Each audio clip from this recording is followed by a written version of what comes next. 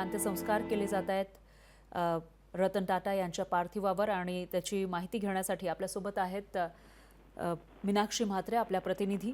मीनाक्षी, काय सांगाल? उद्योग महर्षी रतन टाटा यांच्यावर आता अंत्यसंस्कार केले जात आहेत। पारसी पद्धतीने हे अंत्यसंस्कार होणार आहेत। सध्या कोणते विधी सुरू आहेत, काय या ठिकाणी तुम्हाला दिसतंय?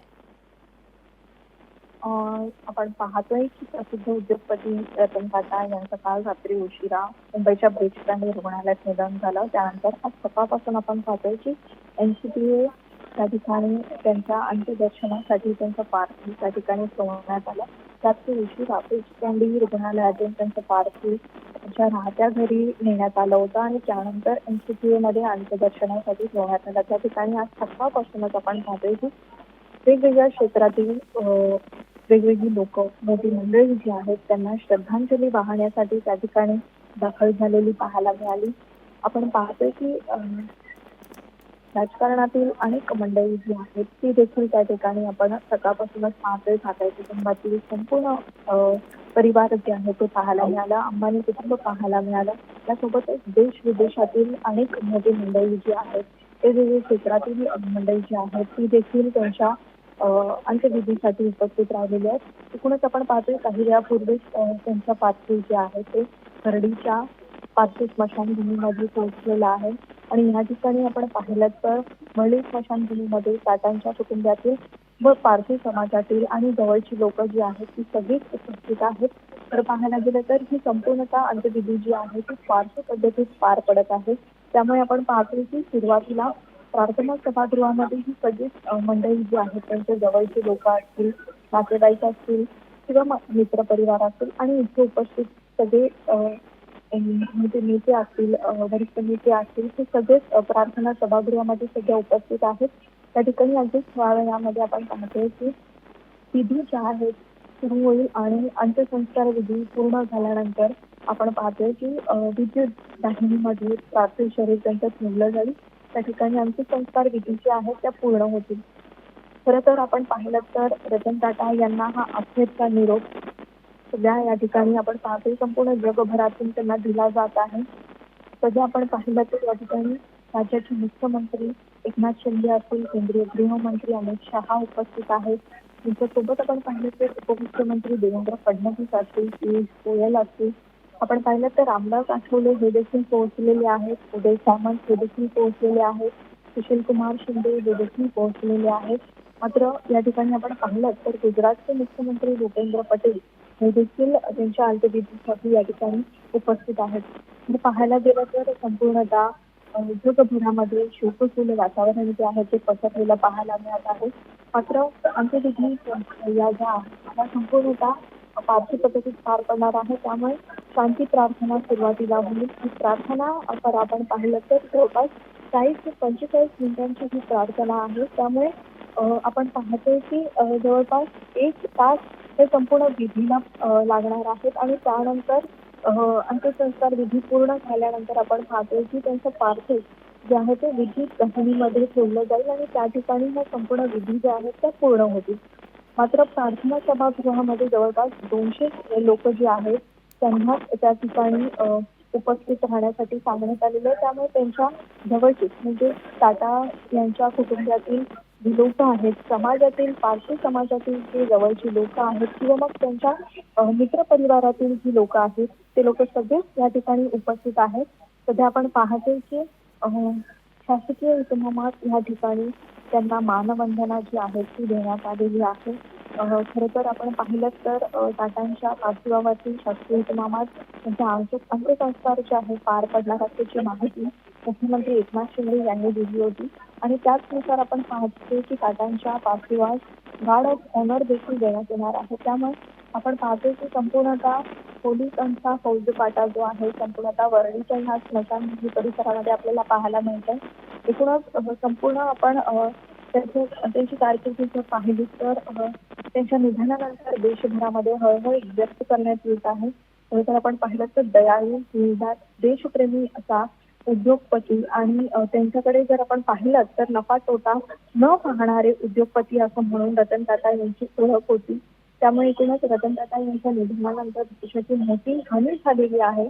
खरं तर आपण पाहतोय की औद्योगिक क्षेत्रामध्ये मोठं योगदान जे आहे ते रतन टाटा यांचं आहे आणि देशसेवेसाठी देखील त्यांनी संपूर्ण आयुष्य त्यांचं जे आहे ते वाहिलेलं आहे. त्यामुळे त्यांचं व्यक्तिमत्व आपण पाहिलं तर संपूर्णतः हे व्यक्तिमत्व आपण हरपलेलं आहे. त्यामुळे संपूर्णतः या सगळ्या भावना ज्या आहेत त्या सर्वत्र देशभरातून येत आहेत. त्यामुळे रतन टाटा यांच्या कुटुंबाबद्दल आपण पाहायला गेलं तर सगळ्याच कुटुंबातील जे मुख्य लोक आहेत ती सगळीच उपस्थित आहेत आणि सध्या या ठिकाणावर आपण पाहिलं तर अंत्यविधी ज्या आहेत त्या पार पडत असून मात्र त्या ठिकाणी सध्या आपण पाहिलं तर टाटांची मागच्या काही दिवसांपासूनच प्रकृती जी आहे ती चिंताजनक होती आणि त्यामुळे त्यांना मुंबईतील ब्रीच कँडी रुग्णालयामध्ये उपचारासाठी दाखल करण्यात आलं होतं. त्यामुळे काल रात्री आपण पाहिलं तर उशिरा 12च्या दरम्यान त्यांचा रक्तदाब जो आहे तो कुठेतरी कमी झाल्यामुळे रतन टाटा यांचा मृत्यू झाल्याचे सांगण्यात येत होतं. पाहायला गेलं तर सध्या अशा घडीला वरळीच्या या स्मशानभूमीमध्ये आपण पाहतोय की अमित शहा, मुख्यमंत्री एकनाथ शिंदे, उपमुख्यमंत्री देवेंद्र फडणवीस, पियुष गोयल आणि रामदास आठवले हे सगळेच या ठिकाणाहून आता रतन टाटा यांना श्रद्धांजली आणि त्यांच्या अंत्यविधी पूर्ण करून हे निघत आहेत. खरं तर आपण पाहिलं तर उद्योग क्षेत्रातील नामवंत लोक जी आहेत, नामवंत मंडळी जी आहेत ती सगळीच या ठिकाणी उपस्थित आहेत. उदय सामंत हे देखील या ठिकाणाहून निघत आहेत. मात्र सध्या आपण पाहिलं तर प्रार्थना सभागृहामध्ये त्यांच्या जवळचे कुटुंबातील व मित्र परिवारातील काही लोक जी आहेत ती आता प्रार्थना सभागृहामध्ये उपस्थित आहेत. त्यामुळे अगदी थोड्या वेळामध्ये या सगळ्या विधी ज्या आहेत पारसी पद्धतीमध्ये पार पडतील आणि त्यानंतर अंत्यविधी ज्या आहेत त्या पूर्ण होतील. निश्चितच या ठिकाणी तुम्ही सांगितलेलं आहे कशा पद्धतीनं आता पुढील विधी होणार आहेत. दरम्यान मीनाक्षी, आपण बघितलं तर देशाचे गृहमंत्री अमित शहा त्या ठिकाणी पोहोचलेले आहेत आणि तुम्ही सांगितलं की फक्त 200 लोकांना या प्रार्थना स्थळामध्ये सभागृहामध्ये एंट्री आहे. तर त्या 200 लोकांपैकी कोण कोण आहेत आणि दुसरं म्हणजे हे जे विधी आहेत ते किती वेळ चालणार आहेत?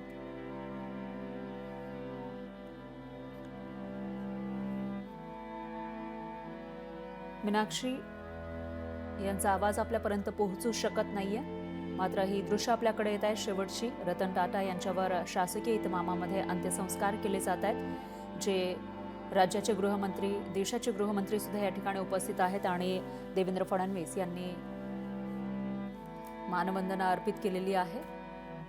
राज्याचे जे प्रमुख नेते आहेत ते इथं मानवंदना अर्पित करताना दिसत आहेत. दरम्यान माजी मुख्यमंत्री सुशीलकुमार शिंदे हेही या ठिकाणी पोहोचलेले आहेत. राज्याचे माजी मुख्यमंत्री आणि इतरही नेते या ठिकाणी येताना दिसत आहेत. मीनाक्षी यांच्याकडे पुन्हा एकदा आपण जाऊयात.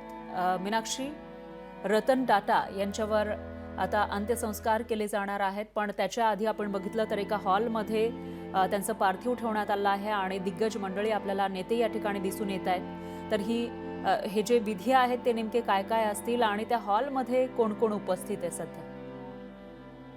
खरं आपण पाहतोय की रतन टाटा यांच्या पार्थिवावरती आपण पाहतोय की थोड्याच वेळामध्ये पारसी पद्धतीमध्ये सगळ्याच विधी ज्या आहेत त्या पार पडणार आहेत. त्यामुळे त्यांचं पार्थिव जे आहे ते सध्या वरळीच्या पारसी स्मशानभूमीमध्ये जिथे प्रार्थना सभागृह आहे तिथे ठेवण्यात आलेलं आहे आणि त्या ठिकाणी काही वेळापूर्वी आपण पाहिलं तर केंद्रीय गृहमंत्री अमित शहा हे उपस्थित होते. त्यांच्यासोबतच मुख्यमंत्री एकनाथ शिंदे असतील, उपमुख्यमंत्री देवेंद्र फडणवीस असतील, केंद्रीय मंत्री रामदास आठवले असतील किंवा मग पियुष गोयल असतील, हे सगळेच त्या ठिकाणी उपस्थित आपल्याला पाहायला मिळाले. मात्र आज सकाळपासूनच देशभरातून अगदी देश विदेशातून त्यांना श्रद्धांजली वाहिली जात आहे आणि एकूणच सध्या आपण पाहिलं तर वरळीच्या स्मशानभूमीमध्ये सध्या प्रार्थना सभागृहातून अमित शहा, मुख्यमंत्री एकनाथ शिंदे, उपमुख्यमंत्री देवेंद्र फडणवीस आणि इतर नेते जे आहेत ते निघालेले आहेत. त्यामुळे सध्या प्रार्थना सभागृहामध्ये रतन टाटा यांच्या कुटुंबातील लोक असून त्यांच्या जवळची जी नातेवाईक आहेत ती लोक सध्या उपस्थित आहेत. कारण प्रार्थना सभागृहामध्ये 200 लोकांची परवानगी त्या ठिकाणी देण्यात आलेली आहे. त्यामुळे नेते मंडळी जी आहेत ती त्या ठिकाणी अंत्यविधीसाठी आपल्याला उपस्थित पाहायला मिळणार नाहीये. श्रद्धांजली वाहून ही नेते मंडळी सगळीच बाहेर निघालेली आहेत वरळी स्मशानभूमीच्या आपण पाहतोय की थोड्याच वेळामध्ये या ठिकाणी शांती प्रार्थना जी आहे ती प्रार्थना सभागृहामध्ये पार पडेल. त्यानंतर आपण पाहतोय की या ठिकाणी प्रार्थना सभागृहातून त्यांचं पार्थिव जे आहे ते बाहेर आणण्यात येईल आणि इथे आपण पाहतोय की अगदी अंत्यविधी पार पडण्यापूर्वीच रतन टाटा यांना शासकीय इतमामात या ठिकाणी त्यांचा अंत्यसंस्कार जे आहे ते पार पडताना आपल्याला पाहायला मिळतात. मात्र गार्ड ऑफ ऑनर देखील या ठिकाणी देण्यात येणार आहे. त्यानुसार आपण पाहतोय की या ठिकाणी पोलिसांनी तशी तयारी देखील केलेली आहे. त्यामुळे एकूणच आपण पाहतोय की वरळीच्या या पार्थिव स्मशानभूमीमध्ये संपूर्णतः विधी ज्या आहेत अंत्यसंस्काराच्या विधी ज्या आहेत त्या पारशी पद्धतीत पार पडणार असल्यामुळे ही प्रार्थना जी आहे जवळपास 40 ते 45 मिनिटांची प्रार्थना असते. त्यामुळे ह्या प्रार्थनेच्या वेळी आपण पाहिलं तर पारसी कुटुंबियातील आणि त्यांच्या समाजातील जी जवळची लोक आहेत तीच त्या ठिकाणी उपस्थित पाहायला मिळतात. त्यामुळे एकूणच आपण पाहतोय की थोड्याच वेळामध्ये रतन टाटा यांचं पार्थिव जे आहे ते स्मशानभूमीच्या ज्या ठिकाणी त्यांना गार्ड ऑफ ऑनर देण्यात येईल त्या ठिकाणी आणण्यात येणार आहे आणि पुन्हा एकदा आपण पाहतोय की प्रार्थना सभागृहामध्ये त्यांचं पार्थिव ठेवलं जाईल.